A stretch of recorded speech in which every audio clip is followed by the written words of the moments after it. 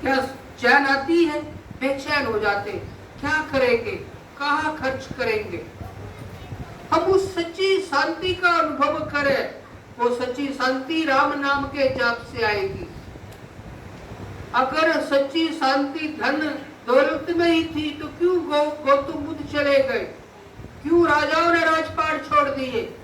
उनके पास तो बहुत ही वो चक्रवर्ती राजा थे, क्यों नहीं समझ आया? नहीं, वो सच्चा ऐश्वर्य नहीं था, वो तो हमारे को चंचल करने वाला था, वो तो हमारे इस मन को फंसाने वाला था। उनको भी समझ आया किसी संत के माध्यम से कि सच्चा ऐश्वर्य अगर तू जानना चाहता है तो ज्ञान है। कौन सा ज्ञान? जो तेरे अंतर से राम नाम के जाप से उत्पन्न होगा, वो स्वयंभू है। उस ज्ञान के बाद ही तेरा ये मन तेरे काबू में आएगा। तो राम नाम का धन है, वो हमने सबने सीखना है। संसार में आप लगे रहो, अच्छी बात है, लेकिन संसार हमारे को बेचैन कर देगा, और ये सदियों से हमारे को बेचैन करता आया है। आपके पास कभी सब कुछ है, फिर भी हम सभी कभी कभी बेचैन हो जाते हैं। हो जाता है ना? क्यों? इसलिए कि हम सभी अपने मूल स्वभाव से दूर हैं। सब चाहते हैं सच्ची शांति, उस अखंड आनंद का अनुभव करना। हम उसको धन में खोजते हैं कि कहीं से मिलेगा। ख्याल करना, कभी हम धन दौलत से सुविधा इकट्ठी कर सकते हैं। जैसे हमने एसी लगा रखा है, अच्छा घर बना रखा है, सुविधा इकट्ठी कर रखी है। इस मन की अगर हम सच्ची शांति का अनुभव करना चाहते हैं, या हम चाहते हैं कि हमारा भी ऋषियों मुनियों की तरह हमारा जन्म न मरना छूट जाए, हमारे को भी ज्योति का अनुभव हो जाए, तो वो संतों का संग करना पड़ेगा, वो साधन भजन सीखना पड़ेगा। हम अपनी इच्छा से जो भी सीखेंगे, जो कुछ भी कर रहे हैं, वो धर्म के अंतर्गत आता है, वो शुभ कर्म के अंतर्गत आएगा। अपनी इच्छा से जो कुछ भी करेंगे वो भी एक सीढ़ी है, लेकिन वो शुरुआत में ऐसा करना पड़ता है। सब आप जन्मजात ही हम सर्व धार्मिक है। धार्मिकता हमारे अंदर कूट कूट कर भरी हुई है।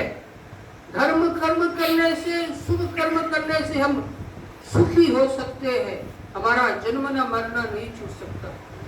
वो तो हमारे को आध्यात्मिक विद्या सीखनी पड़ेगी, किसी सदगुरु की संगत में जाना पड़ेगा, संत महात्माओं की संगत में जाना पड़ेगा।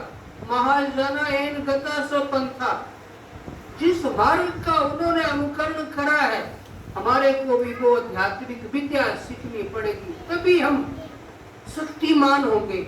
और कभी ऐसा कोई शक्तिमान महापुरुष हो जाए तो वो समाज के हित के लिए कार्य करेगा, उसका कोई खुद का निजी स्वार्थ नहीं होगा, उसका हर कार्य संसार के हित के लिए होगा, उससे ही संसार सुखी होगा।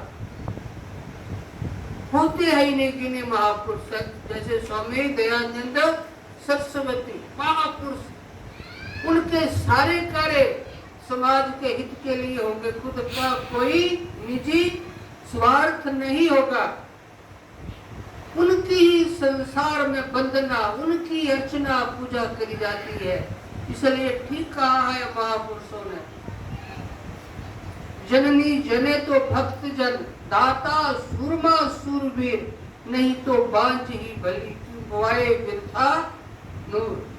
ऐसे महापुरुषों का जीवन पूजनीय हो जाता है। जैसे भगत सिंह, राजगुरु, या कोई फ्रीडम फाइटर, जिन लोगों ने देश के लिए बलिदान करे, अपने लिए कुछ नहीं मांगा, अपना जीवन सब कुछ बलिदान कर दिया, अपने घर की संपदा भी बलिदान कर दी, तभी आज हम आप सब सुख का हम सुखी है। कोई कारण होगा, आप महापुरुषों ने सब कुछ बलिदान करा है दोस्तों, तभी हम तुम सुख से बैठ सकते हैं, सुख से सो सकते हैं, सुख से आज हम आजादी से घूम सकते हैं। महापुरुषों ने बलिदान करे हैं। जननी जने तो भक्त जन, ऐसा कोई भक्त हो जाए जैसे भक्त प्रहलाद ध्रुव, उनके कारण भी जगत का कल्याण हुआ है। उन्होंने हमारे अंदर भक्ति के भाव भरे हैं, उन्होंने हमारे अंदर तप त्याग के भाव भरे हैं, तभी हमारे अंदर भक्ति करने का उत्साह आता है कि हम भी भक्त ध्रुव की तरह भजन ध्यान करेंगे।